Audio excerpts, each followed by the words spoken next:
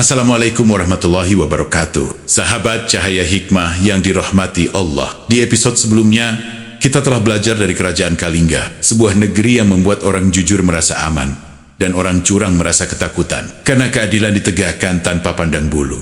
Bahkan, di masa Ratu Shima, kejujuran diuji bukan dengan kata, tetapi dengan keberanian memotong tangan kekuasaan itu sendiri. Dan dari tanah Kalingga itulah, sejarah Jawa melangkah lebih jauh, menuju sebuah babak baru, menuju kerajaan Sanjaya. Saudaraku, kerajaan Sanjaya bukanlah kerajaan yang lahir dari kekosongan. Ia tumbuh dari abu kejayaan kerajaan Kalingga di Jawa Tengah bagian utara. Ketika Kalingga mulai melemah pasca wafatnya Ratu Shima, pusat kekuasaan bergeser ke pedalaman Jawa Tengah. Dari sanalah muncul sebuah wangsa baru yang kelak dikenal sebagai wangsa Sanjaya, peraliran Hindu Siwa. Wilayah awalnya meliputi Jawa Tengah, yaitu Kedu dan Mataram, lereng gunung yaitu Merapi dan Merbabu, dataran subur Sungai Progo dan Opak.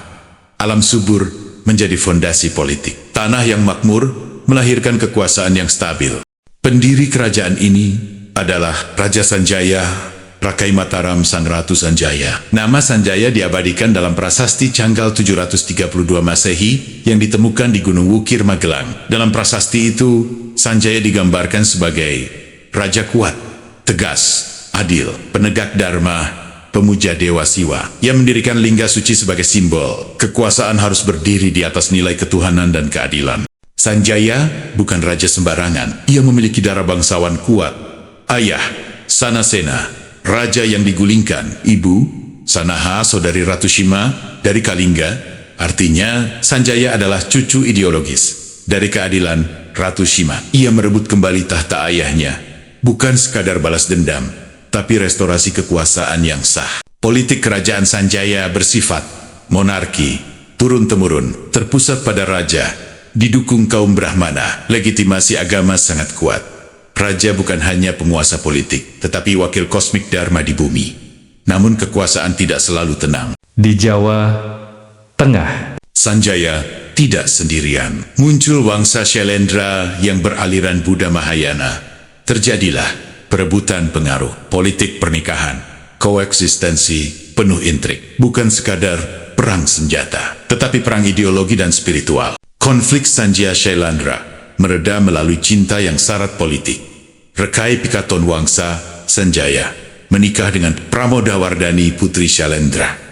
Cinta ini menyatukan dua wangsa, meredam konflik Hindu-Buddha, menjadi simbol rekonsiliasi. Namun, di balik cinta tersimpan ambisi kekuasaan. Puncak kejayaan terjadi saat 1. Rakai Pikatan, 2. Rakai Kayuwangi, 3. Rakai Watukura Diah Balitung. Ciri kejayaan, wilayah meluas, stabilitas politik, pertanian maju, pembangunan candi besar.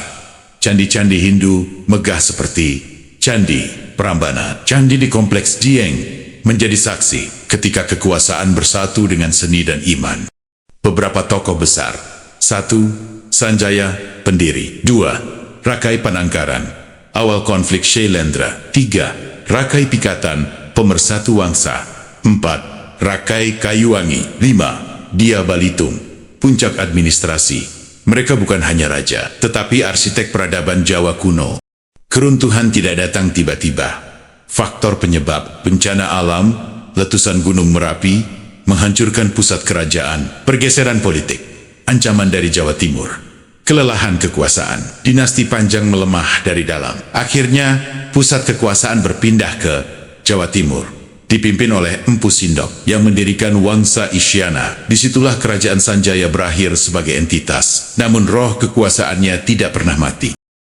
Saudaraku, sejarah bukan sekadar cerita masa lalu. Ia adalah cermin. Dan cermin itu seringkali membuat kita tidak nyaman, karena ia jujur. Kerajaan Sanjaya berdiri pada abad ke-8 Masehi, dipimpin oleh Rakai Mataram Sang Ratu Sanjaya, seorang raja yang dikenal tegas, berani, dan ingin mengembalikan ketertiban politik. Setelah masa peralihan kekuasaan di Jawa Tengah, bukti keberadaannya tertulis jelas dalam prasasti Canggal tahun 732 Masehi yang ditemukan di Gunung Wukir, wilayah Kedu. Sebuah prasasti yang bukan hanya memuji raja, tetapi menegaskan satu pesan penting: kekuasaan harus berdiri di atas dharma, Sanjaya bukan hanya membangun istana, tetapi juga menegakkan tatanan. Ia menghidupkan kembali agama, hukum, dan moral politik. Ia menempatkan Brahmana, resi, dan tokoh agama sebagai penjaga nurani kekuasaan, bukan sebagai alat legitimasi semata. Namun, disinilah sejarah menjadi ujian, karena setiap kekuasaan, seindah apapun cita-citanya, akan selalu diuji oleh amanah. Sanjaya membangun kerajaan, tetapi juga membuka ruang politik, dan di ruang itulah kejujuran diuji, loyalitas dipertanyakan, dan kekuasaan mulai menggoda. Saudaraku, bukankah ini terasa sangat dekat dengan hari ini? Di negeri kita sekarang, banyak yang berbicara tentang pembangunan. Namun rakyat bertanya, untuk siapa pembangunan itu? Jalan dibangun megah, tambang digali besar-besaran, gunung dilubangi, laut dikeruk, kas negara dihabiskan. Tetapi jeritan rakyat kecil sering tenggelam oleh tepuk tangan proyek, dan yang lebih menyayat hati, ketika para kiai, terutama yang dahulunya, berdiri sebagai penjaga moral bangsa, kini banyak berada di lingkar kekuasaan. Bukan salah berada di pemerintahan. Yang menjadi soal adalah, siapa yang masih berani menegur? Siapa yang masih menjaga amanah ketika jabatan lebih dibela daripada umat? Ketika proyek lebih penting daripada keadilan? Disitulah agama berubah dari cahaya menjadi hiasan kekuasaan. Kerajaan Sanjaya mengajarkan satu pelajaran mahal. Kekuasaan tanpa amanah akan melahirkan perpecahan. Keagungan tanpa kejujuran akan runtuh oleh waktu. Dan sejarah selalu mencatat bukan seberapa besar kerajaan itu, tetapi seberapa adil ia berdiri. Hari ini, kesenjangan antara kaya dan miskin semakin menganga. Rakyat kecil diminta sabar, sementara elit sibuk berbagi kekuasaan. Kewibawaan pemimpin bukan runtuh karena kritik, tetapi karena kehilangan kepercayaan. Sejarah Sanjaya mengingatkan kita, jika suara rakyat tak lagi didengar, maka doa orang-orang tertindas akan menjadi kekuatan paling dahsyat yang tak bisa dihentikan oleh istana manapun. Saudaraku, ini bukan untuk membenci, bukan untuk memaki, tetapi untuk merenung, karena kekuasaan yang lupa amanah akan diingat sejarah sebagai pelajaran, bukan kebanggaan. Sahabat cahaya hikmah yang dirahmati Allah, kisah kerajaan Sanjaya akhirnya sampai pada ujungnya. Bukan ujung sejarah, tetapi ujung peringatan.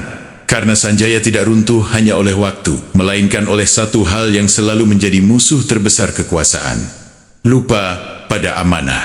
Sejarah mencatat, kerajaan bisa berdiri di atas tanah yang subur. Prasasti bisa diukir di batu yang keras.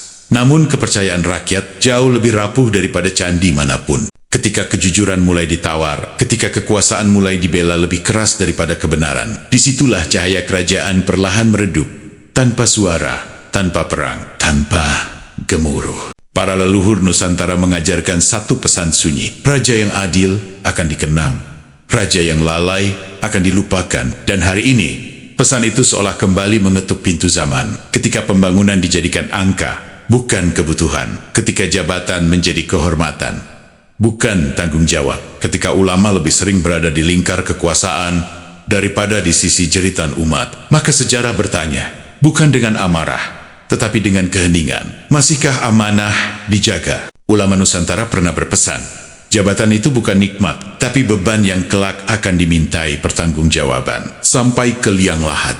Dan dari Sanjaya kita belajar bahwa kekuasaan yang tidak siap ditanya rakyat, belum siap ditanya Tuhan.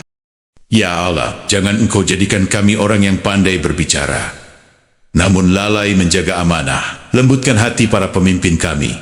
Kuatkan mereka dengan kejujuran, dan jauhkan kekuasaan dari kesombongan.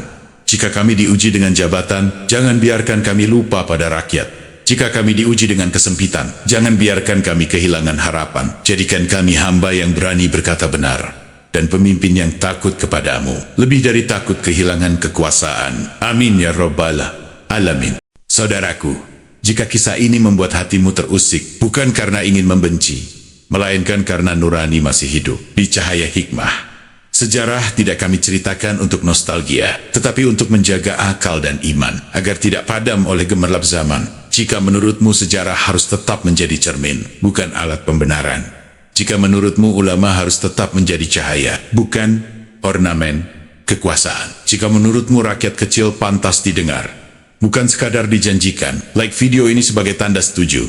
Subscribe Agar cahaya hikmah terus menyala, tuliskan di kolom komentar pelajaran apa yang paling menampar dari kerajaan Sanjaya. Karena komentar jujur adalah bagian dari perlawanan yang beradab. Dan jangan pergi jauh, karena setelah Sanjaya akan lahir sebuah dinasti besar dengan candi menjulang, proyek raksasa, dan kejayaan yang dipuja dunia. Kerajaan Sailendra. Apakah kejayaan selalu berarti keadilan? Apakah kemegahan selalu berpihak pada rakyat? Kita akan membukanya pelan-pelan. Di episode berikutnya, tetap bersama Cahaya Hikmah, tempat sejarah berbicara, dan nurani kita belajar mendengar. Wassalamualaikum warahmatullahi wabarakatuh.